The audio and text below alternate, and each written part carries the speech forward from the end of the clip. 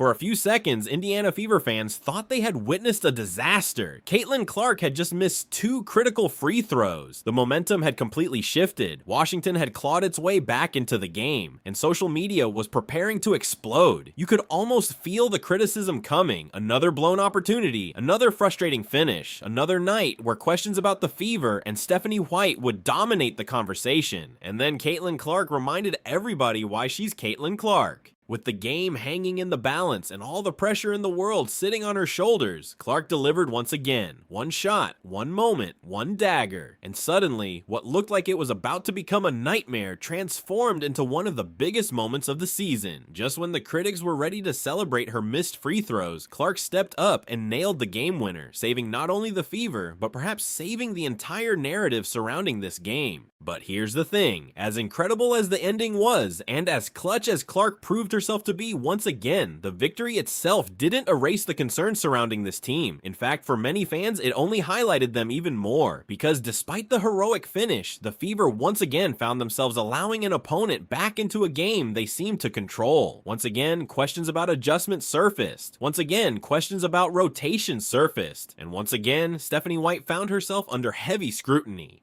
That's what makes this story so fascinating, because Caitlin Clark's game-winning 3 is the moment everybody will remember. It's the highlight that will dominate social media. It's the clip that fans will replay over and over again. But beneath all the excitement and celebration lies a very uncomfortable question. Did Caitlin Clark save the day? Or did she simply rescue the Fever from problems that never should have existed in the first place?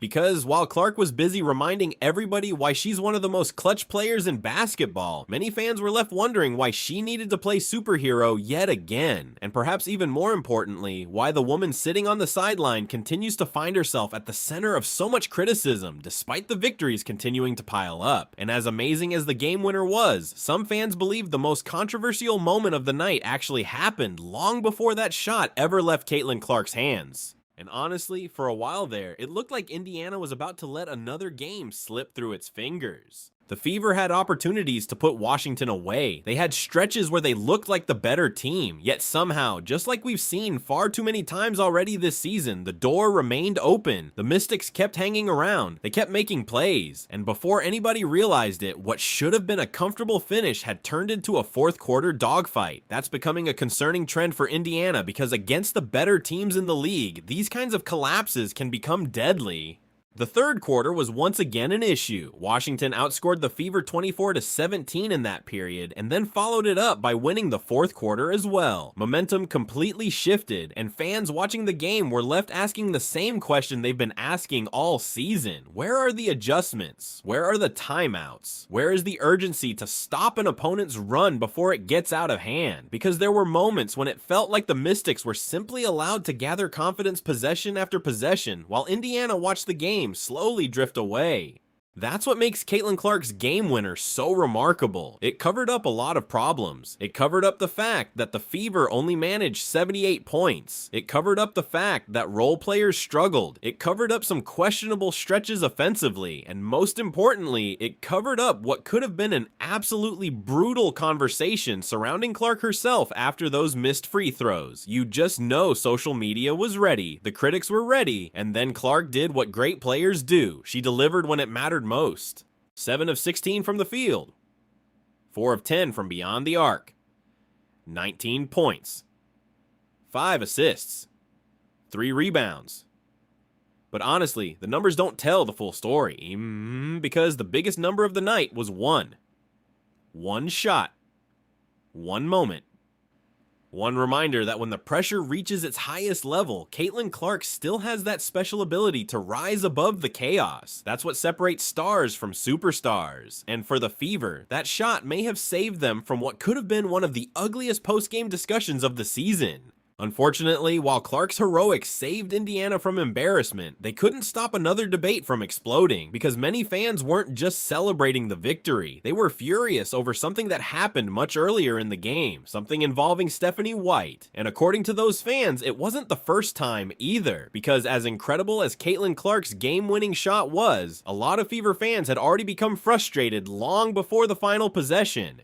The controversy centered around foul trouble, something that has become a recurring theme for Clark. Early in the game, she picked up what many supporters believed was a questionable third foul. Replays didn't exactly calm anybody down, and immediately fans started asking the obvious question: would Stephanie White challenge the call? After all, Clark had already been dealing with foul trouble in recent games, and preserving one of your best players should be a priority, yet the challenge never came. Instead, Clark headed to halftime carrying that third foul, and fans watching at home were left shaking their heads. Then came the halftime interview, and that's when things really exploded. When asked about the foul situation and the team's approach, Stephanie White spoke about discipline and positioning. She emphasized that the team needed to be more disciplined and avoid putting itself in poor situations defensively. Now, coaches say things like that all the time, but many fans immediately interpreted those comments as criticism directed squarely at Caitlin Clark. From their perspective, Clark had just been hit with a foul they believed should never have been called in the first place, and instead of defending her star player, they felt like Stephanie White had effectively thrown her under the bus. What made the reaction even stronger was what happened later in the game. When Kelsey Mitchell was hit with a foul that sparked frustration, Stephanie White had no problem using a challenge. That instantly reignited the conversation. Fans started comparing the two situations. Why challenge for Kelsey Mitchell and not challenge earlier for Caitlin Clark? Why was one player getting the benefit of the doubt while Clark was seemingly left to deal with questionable calls on her own? Fair or unfair, those comparisons spread quickly, and social media wasted no time turning them into another chapter in the ongoing debate surrounding Stephanie White. And honestly, that's why this victory felt so strange. On one hand, Fever fans were celebrating one of the biggest shots of the season. On the other hand, many of those same fans were furious with the head coach. The game winner provided a euphoric ending, but it didn't erase the frustrations that had built throughout the night. In fact, for some supporters, Caitlin Clark's heroics only made the criticism louder, because in their eyes, Clark once again had to overcome not only the opposing team, but the circumstances surrounding her as well. And while the box score showed a victory, many fans walked away believing the underlying problems with the Fever are still very much alive.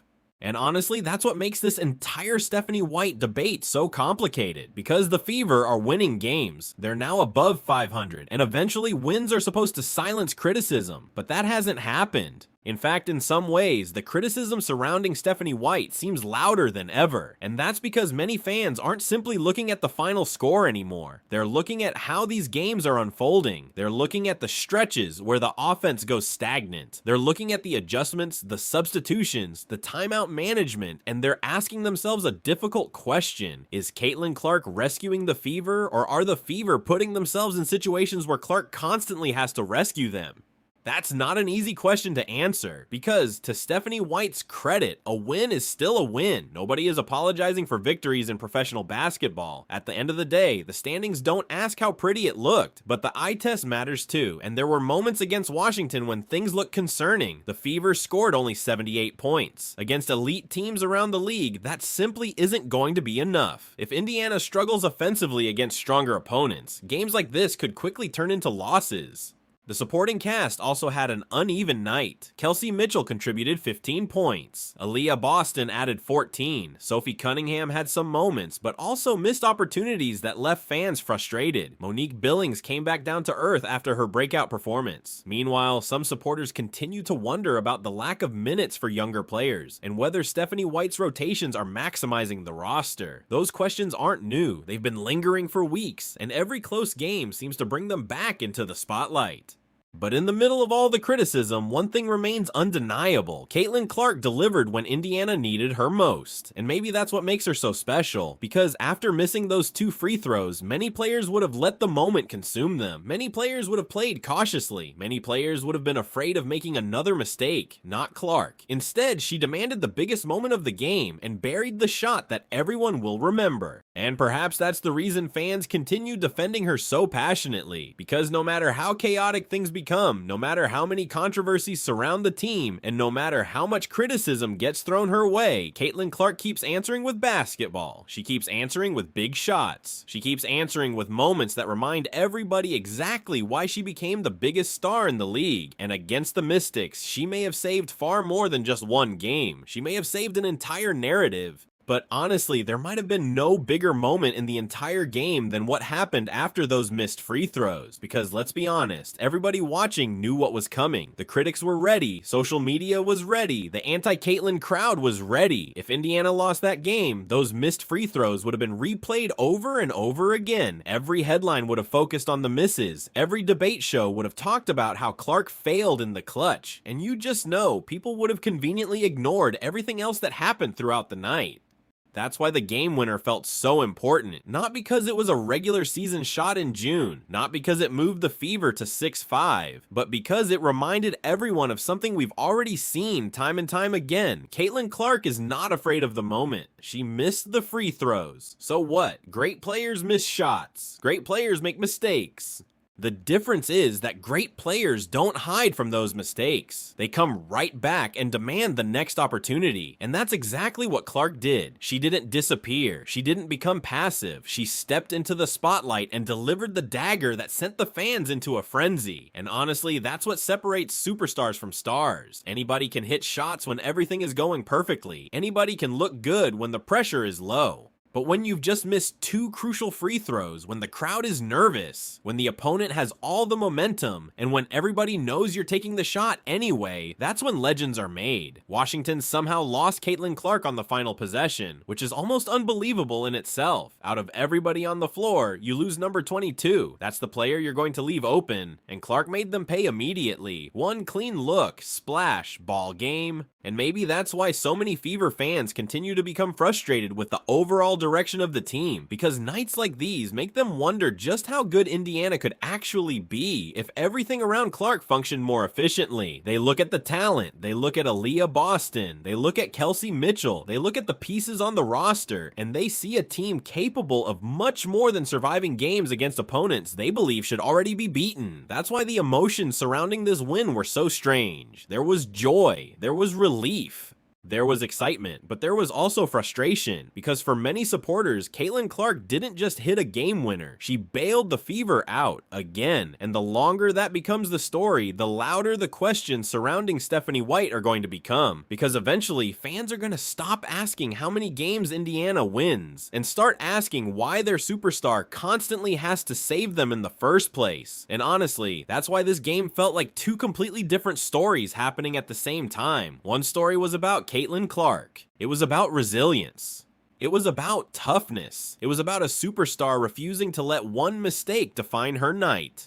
After missing those 2 free throws, Clark could have easily become the villain of the game. Instead, she became the hero. She finished with 19 points, knocked down 4 3-pointers, and delivered the shot that every Fever fan will remember. That's what stars do. They don't run from pressure. They embrace it. And once again, Caitlin Clark embraced it. But the other story wasn't nearly as positive. Because despite the victory, many of the same concerns surrounding the Fever remain. The offense still had long stretches where it struggled. The team still allowed Washington back into the game. Questions about substitutions and rotations aren't going away. Questions about timeout management aren't going away. And perhaps most importantly, questions about Stephanie White's handling of Caitlin Clark aren't going away either. That's what makes this victory so fascinating. The Fever won. Caitlin Clark hit the game winner. Everybody should be celebrating. And yet, a large portion of the fan base walked away from the game still feeling frustrated. Not because they dislike winning, not because they aren't happy for Clark, but because they believe this team should be better than this. They believe these games shouldn't constantly come down to Clark having to play superhero. They believe the roster has enough talent to dominate teams like Washington instead of barely surviving them. Still, one thing remains undeniable. When Indiana needed somebody to save the day, there was only one person they trusted with the ball, not Kelsey Mitchell, not Aaliyah Boston, not anybody else.